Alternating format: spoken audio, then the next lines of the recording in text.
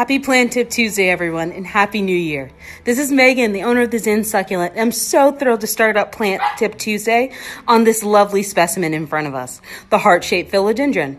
Join in for planting tips, growing tips, and more. The Heart Shaped Philodendron is an evergreen native to tropical areas of the West Indies, Mexico, South America, and of course, South America.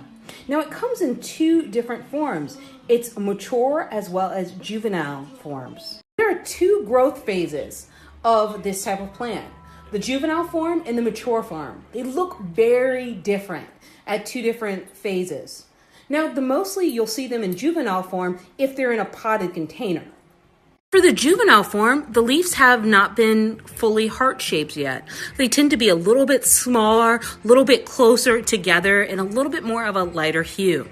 However, when it gets to its mature stage, like what we're seeing here, you know this form here, where the leaves are nice and wide with viney textures. Now, in order for them to grow to this mature size, they're going to need to have plenty of room to vine and cascade, as we're seeing right here with the wooden block that we've added. When it comes to lighting, just like any houseplant, you want to make sure to give it bright, indirect light.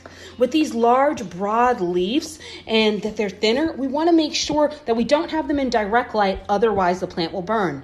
Also, low to medium light works too. Because these plants are tropical plants, we want to make sure that we give them enough water by misting their leaves and also keeping the soil slightly moist, but never soggy. Allowing to dry out in between watering is a great step to make sure not to overwater.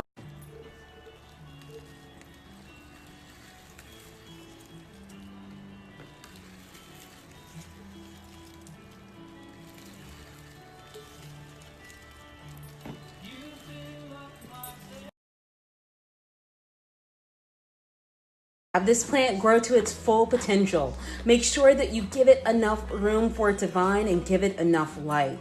Now, make sure to use some fertilizer too. Just a well-balanced fertilizer will work out perfectly, but only fertilize during the growth season. So in order for this plant to grow to its maximum potential, I have added a 2x4 piece of wood so that the plant can vine up and vine down. If I were to unhook this plant would be over 15 feet long. Another great option than adding a 2x4 piece of wood to help prop it up is hanging this. So if you have enough room, definitely hang it. It's great for a hanging basket.